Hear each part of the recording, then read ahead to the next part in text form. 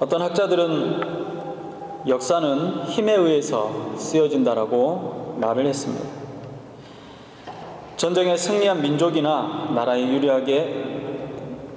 전쟁에 승리했던 민족이나 그 나라에게 유리하게 역사는 쓰여진다는 이야기입니다. 전쟁이나 암투에 희생된 민족이나 나라는 그들의 역사가 왜곡되어지고 또 축소되어지는 그런 기록들을 남기기도 합니다. 결국 한 나라의 흥망성쇠는 시대적인 권위와 함께 평가를 받게 되는 것 같습니다. 하나님의 백성이라는 자부심을 갖고 살았던 이스라엘 백성들에게도 마찬가지였습니다. 이스라엘의 부흥과 황금의 시대는 그렇게 길지 않았습니다.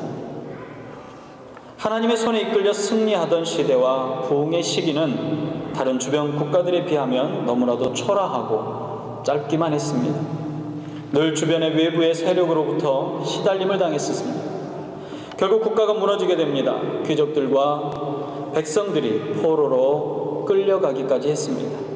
성전은 2번이나 파괴되었습니다. 주권도 잃어버렸고 국토마저도 소유권마저도 모두 잃어버렸습니다.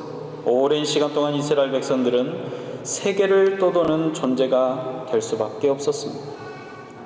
이에 비하면 우리의 조국 대한민국으로 또 대한민국의 국민으로 산다는 것은 세계적인 의미에서 또 세상적인 의미에서 본다면 그다지 불행한 편은 아닌 것 같습니다.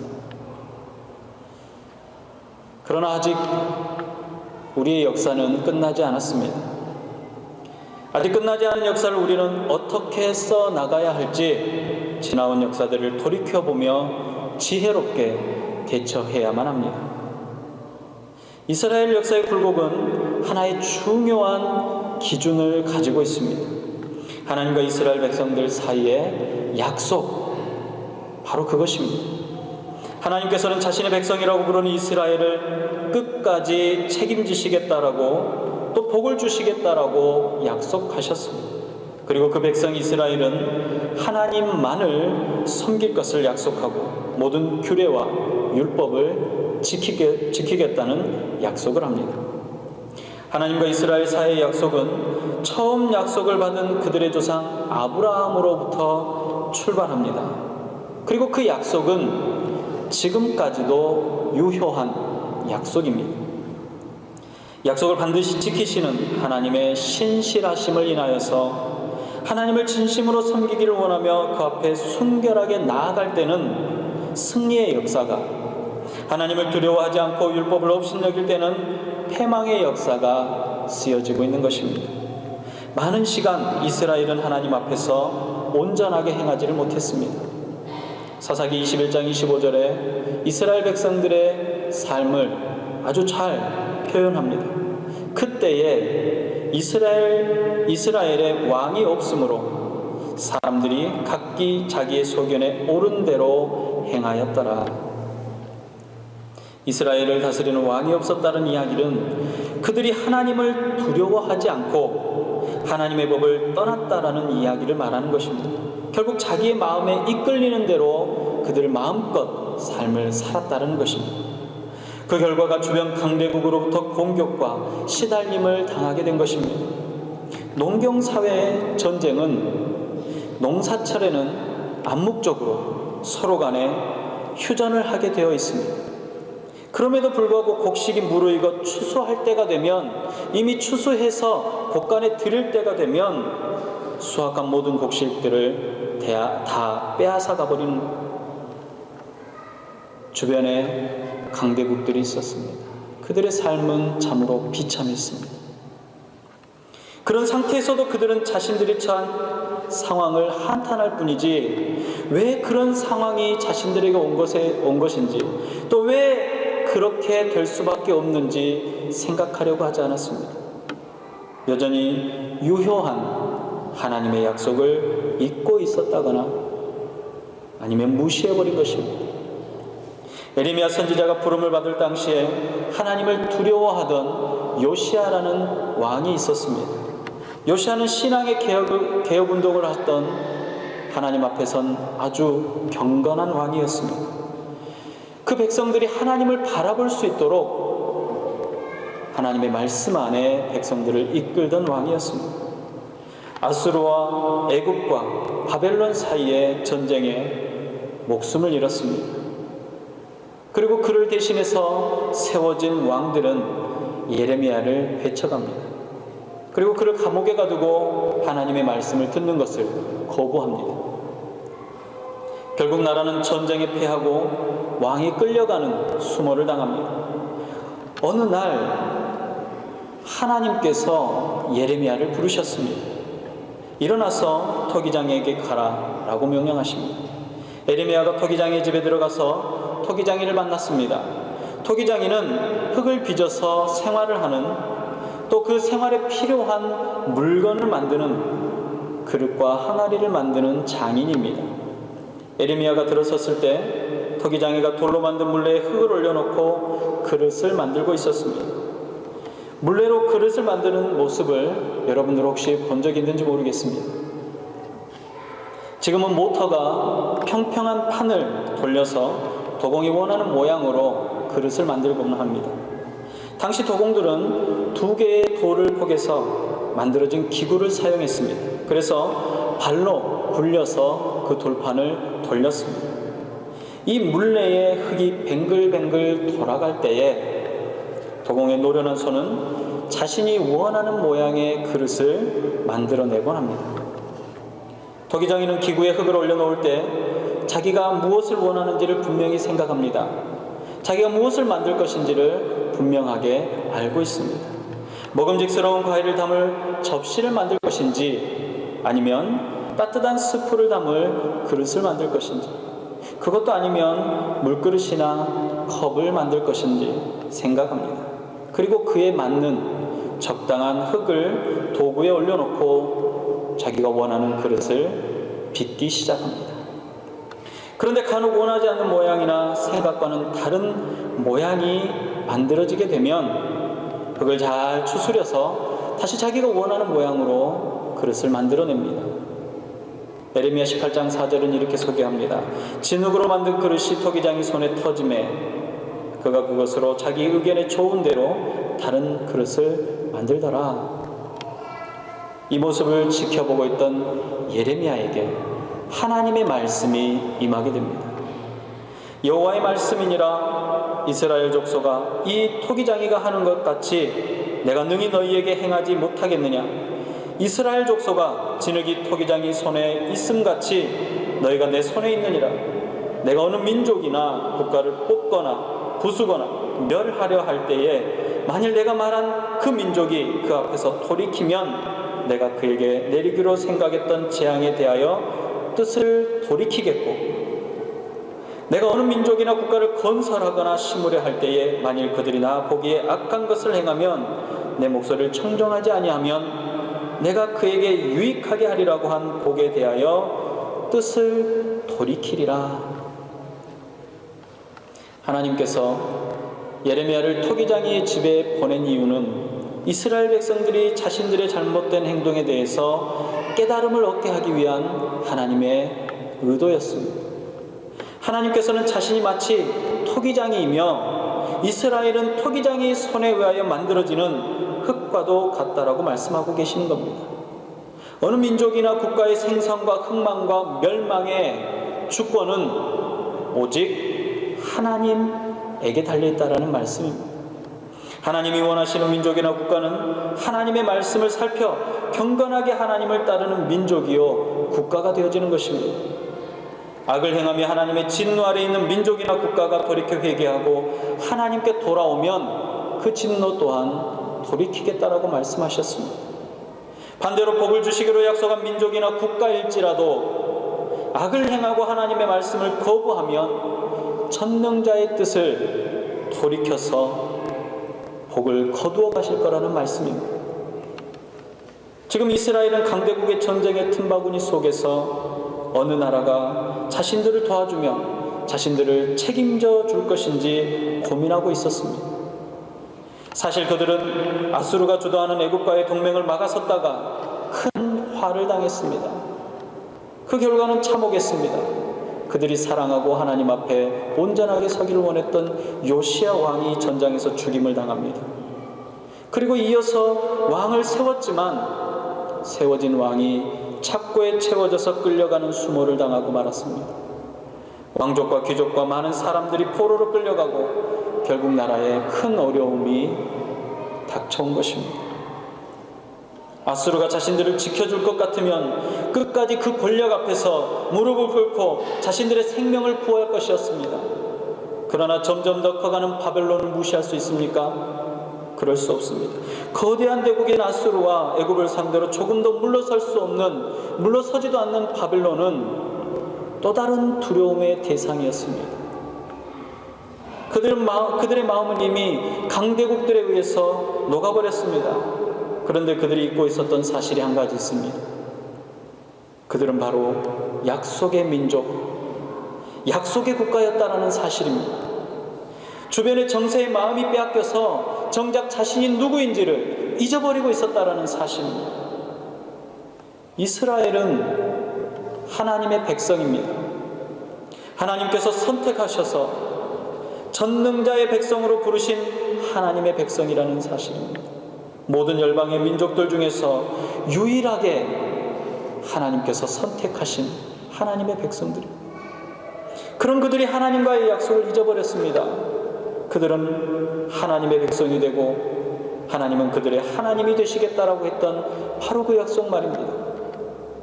흙을 빚어 원하는 그릇을 만드는 주권은 토기장이에게 있습니다. 토기장이가 흙을 빚다 마음에 들지 않으면 던져버릴 수 있습니다. 정성껏 빚은 흙이 원하는 모양이 아닐 때는 터뜨려버리거나 부셔버릴 수 있습니다.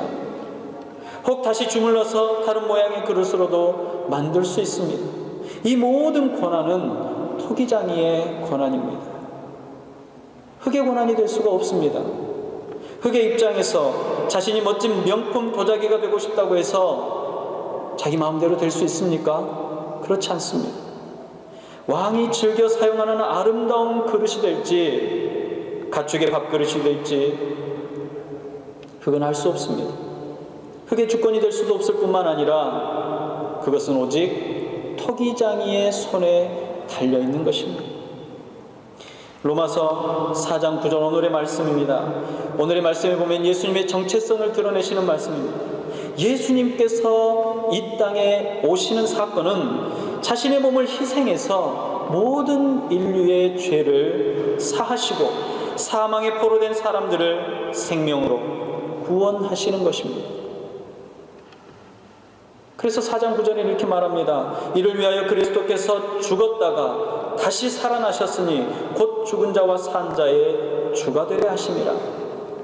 예수님께서 제자들과 이야기하실 때 자신이 죽어야 하리라는 말씀을 여러 번 하셨습니다. 죽고 나서 3일 만에 다시 살아나시리라는 말씀도 하셨습니다. 예수님께서 잡히실 것과 죽임을 당하실 것을 말할 때에 베드로가 충성된 마음으로 생각으로 예수님께 간언을 합니다. 그런 일은 일어나지 않게 하겠습니다. 만약 그런 일이 발생한다면 제자들이 생명을 다해서 막을 것입니다. 예수님의 생명은 보존되어야 합니다 라고 만류합니다. 그리고 예수님의 길을 막아섰습니다. 예수님께서 생각하실 때 얼마나 사랑스럽고 든든한 말이었겠습니까? 그런데 예수님께서는 베드로에게 단호하게 말씀하셨습니다. 예수께서 돌이켜 베드로에게 이르시되 사탄아 내 뒤로 물러가라. 너는 나를 넘어지게 하는 자로라. 내가 하나님의 일을 생각하지 아니하고 도리어 사람의 일을 생각하는도다 하시고 그랬습니다. 베드로의 충정 어린 마음을 강력하게 제지하셨습니다. 그리고는 너는 나를 넘어지게 하는 자로라 라고 말씀하셨습니다. 그 사랑하시는 제자에게 충고하셨습니다. 너는 하나님의 일을 생각하는 것이 아니라 사람의 일, 즉 세상의 일을, 땅의 일을 생각하고 있다는 것입니다. 이것이 하나님의 뜻이 아니라는 사실을 분명하게 밝히신 것입니다. 하나님의 일은 생명을 버려 인류를 구원하시는 하나님의 거룩한 뜻입니다. 그 뜻을 따라 세상에 보내진 메시아가 바로 예수 그리스도이십니다. 예수님께서는 자신의 정체성을 분명히 알고 계셨습니다. 그 정체성의 변질을 경계하셨고 조금의 틈도 보이지 아니하셨습니다.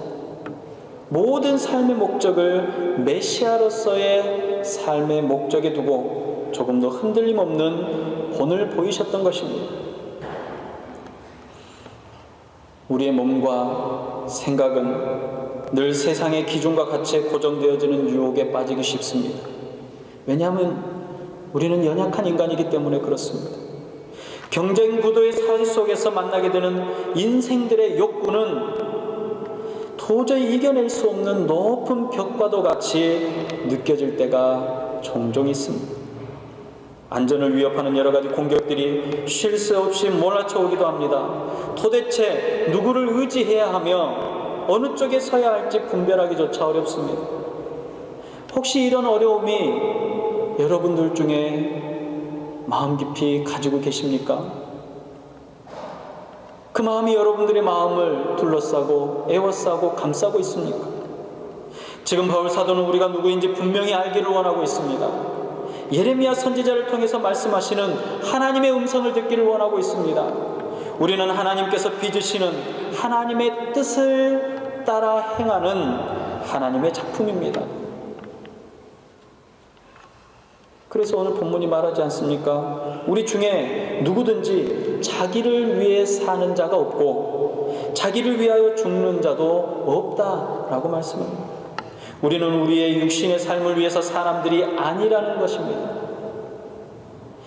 우리는 우리 자신의 즐거움과 기쁨을 위해서 사는 사람이 아니라는 이야기입니다. 우리의 생명의 목적이요 본질은 하나님을 기쁘시게 하는 일입니다. 우리의 인생을 통해서 하나님께서는 기뻐하시고 즐거워하십니다.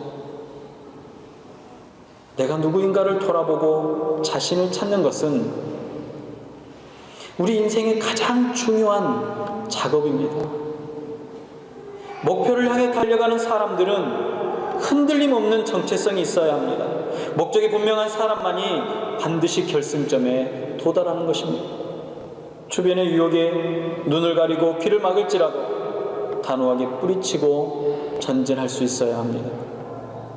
우리가 살아도 주를 위해 살고 죽어도 주를 위해 죽나니 그러므로 사나 죽으나 우리가 주의 것이로라. 예수님께서는 삶으로 우리에게 본을 보이셨습니다. 그 본을 본받은 사도 바울은 그의 삶으로 그의 제자들에게 본을 보여주셨습니다. 그 제자들의 본을 따라 믿음의 선배들의 본은 살아도 주를 위해 살고 죽어도 주를 위해 죽는 본이었습니다. 우리 모두는 하나님의 소유가 된 하나님의 작품입니다. 우리가 무엇을 먹거나 입거나 행하는 것들을 통해서 세상은 예수 그리스도를 만나게 될 것입니다. 우리는 하나님께서 빚으신 최고의 작품이기 때문에 그렇습니다.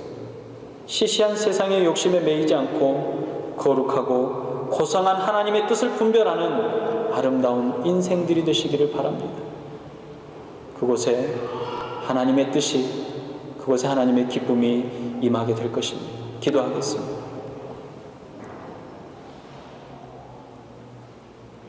사랑이 풍성하신 주님, 수많은 사람들 가운데 꼭 집어서 너는 내 것이라, 너는 내 사랑하는 자녀라 부르셨습니다. 주님의 부르심에 감격하며 구원의 은혜에 감격하여 주님 앞에 나온 주의 백성들입니다. 그러나 육신의 연약함이 늘 세상의 유혹으로부터 쉽게 흔들릴 수밖에 없게 만듭니다. 우리의 마음을, 우리의 생각을 붙잡을 수 있도록 주님의 마음으로 강하게 하여 주시옵소서. 믿음의 전신갑주로 세상의 권세와 어둠의 권세로부터 우리를 보호하며 하나님의 말씀 앞에 전진하는 믿음의 군사들이 될 수 있도록 허락하여 주시옵소서. 토기장이가 아름다운 그릇을 빚어 기뻐하는 것처럼 하나님께서 우리의 삶을 통하여 기뻐하심을 다시 한번 생각하게 하여 주시옵시고, 우리의 삶의 형편의 곳곳마다 하나님의 능력이 나타날 수 있도록 허락하여 주시옵소서. 하나님의 뜻이 무엇인지를 분별하며 하나님의 작품인 나의 삶이 어떠해야 할지를 늘 기억하는 자들이 될 수 있도록 허락하여 주시옵소서. 복되게 하신 우리 구주 예수님의 이름으로 감사하며 기도드리옵나이다. 아멘.